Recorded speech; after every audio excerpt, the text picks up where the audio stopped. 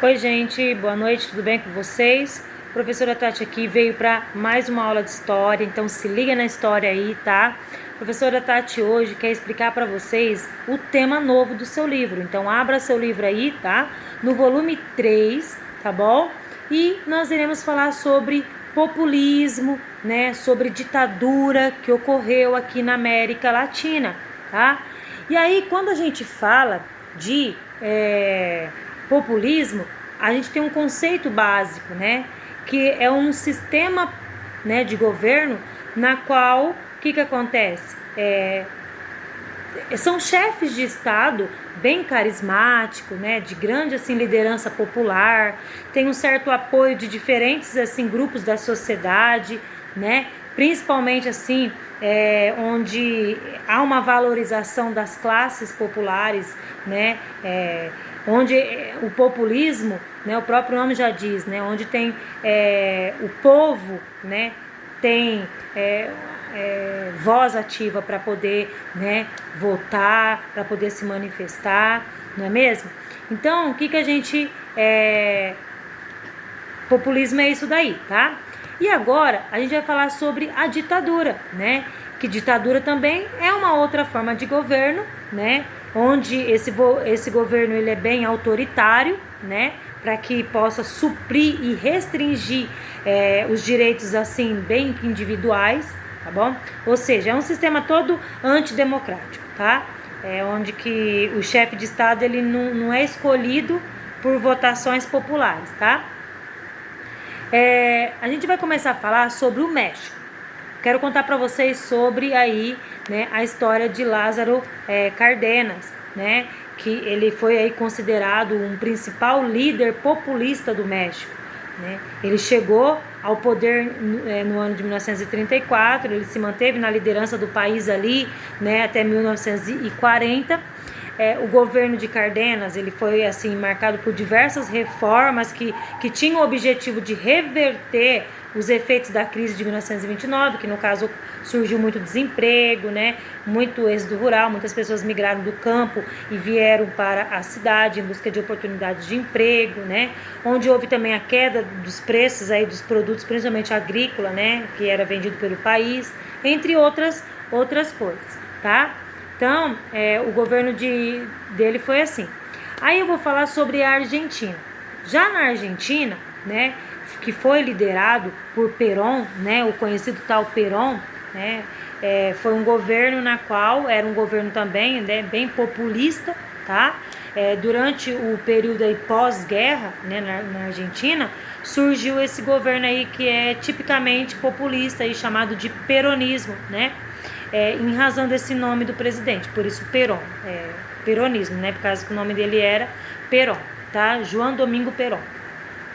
Então, gente, quando Perón chegou à presidência da República, no ano de 1946, ele foi eleito pelo Partido Laborista, né? Ou seja, pelo Partido dos Trabalhistas, né? Ele governou o país e consta, né? Com um amplo apoio popular, né? Especialmente da classe trabalhadora, entendeu? Então ele era um governo bem populista, né? Trabalhou, desenvolveu, ele trabalhava tanto em prol aos operários quanto também pelos agricultores, os camponeses, né? Então ele era bem popular, tá? Ele era um governo muito carismático.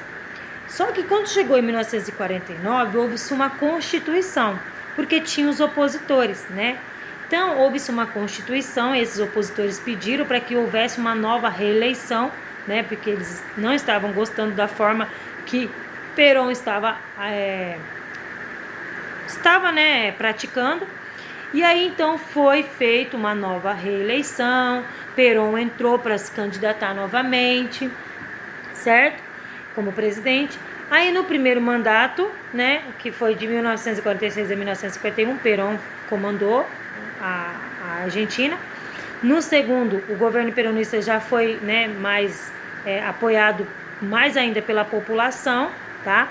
Porém, no seu segundo, né, o governo ele foi perdendo seu prestígio, né, junto aí aos setores da sociedade, junto à importância aí dos setores da sociedade, né? Um fator que fez com que Perón enfraquecesse, né, sua popularidade foi a morte da sua esposa Eva, que quando ela estava com 33 anos, ela foi vítima de um câncer, acabou morrendo, e esse acontecimento abalou toda, né, a sociedade argentina. Então isso trouxe um pouco a popularidade dele, porque ele também ficou um pouco meio que abalado com a perca, e aí foi até então que Perón, ele acabou aí, né, até então saindo do mandato. Quando Perón saiu, o que acontece? Ele ele saiu e a Argentina ficou nas mãos de alguns militares, né? Foi daí então que a ditadura começou a implantar, a entrar a ditadura entrar na Argentina. Aí várias violências foram cometidas contra os opositores. Aqueles que eram do lado de Perón foi perseguido por esses militares, né? Então, estima-se que os militares, eles mantiveram mais de 300 campos de concentração e extermínio na Argentina, tá? Onde aí a tortura, a discriminação, né? Foi assim, gente, as atrocidades foram cometidas, né? Bem intensamente. E aí o que acontece? Houve-se um grupo, porque assim, essas atrocidades foram cometidas, né, denunciadas, e foi acabando também sendo como vítimas alguns jovens, né, e aí houve-se uma certa manifestação, que vocês têm até aí no livro de vocês, se vocês verem, sobre a manifestação das mães da Plaza de Maio, né. O que acontece? Essas mães, elas se manifestaram, né, em prol, né, aos seus filhos, os seus netos, que foram desaparecidos durante esse combate que teve desses militares contra esses opositores, né? Os militares, então, eles adotaram uma política que prejudicou grande parte das indústrias argentinas, né? E aí, ao permitir aí, a livre entrada de produtos originários de outro país, a economia tornou-se o quê? Totalmente dependente das importações, gerando altos índices aí de desemprego, né? E as consequências dessa política são sentidas aí, né, ainda hoje, na atualidade. Essas manifestações que essas mães fazem, né, em prol dos seus filhos e netos desaparecidos, mediante essa guerra que teve aí na Argentina, né, ela acontece até nos dias de hoje, entendeu? Então, gente, agora eu quero falar, esses militares, né, como eles viram que a Argentina, né, estava em crise econômica, o que eles fizeram? Em forma de uma última tentativa, né, de manter aí o poder nas suas mãos, esses militares argentinos, eles iniciaram uma guerra contra a Inglaterra, tá? Aí eles foram disputando as ilhas Malvinas, né, pelos ingleses, é óbvio. E aí o objetivo deles era o quê? Era exaltar, né, o nacionalismo argentino e desviar a atenção dos problemas que eles estavam enfrentando ali na Argentina, né? Só que esse conflito, o que acontece? Ele se deu aí no mês de abril e junho, né? E terminou aí com a derrota dos argentinos. E aí a derrota dos argentinos, né? A Inglaterra, né? Ela fortemente aí, né? Ou seja, elas forçaram os militares a abandonar o seu posto, né? Ó, que vocês não mandam mais, né? A Inglaterra falou para os argentinos.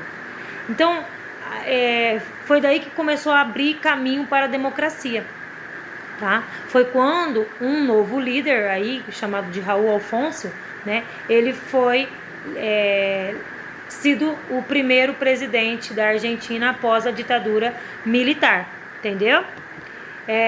Vamos falar um pouquinho sobre o Chile, né? Quando a gente fala do Chile, a gente fala sobre também uma certa ditadura, né?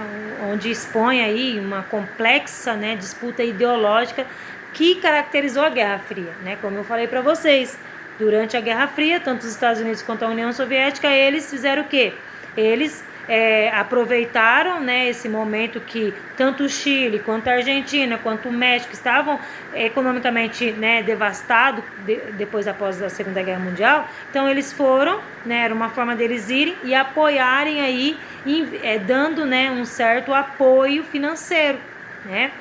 E o governo lá no Chile, que estava nesse momento, era chamado de Allende, né, o Salvador Allende, que ele que intensificou o processo da reforma agrária, né, e foi acontecendo assim no país, né, que já vinha acontecendo no país, a reforma agrária, né.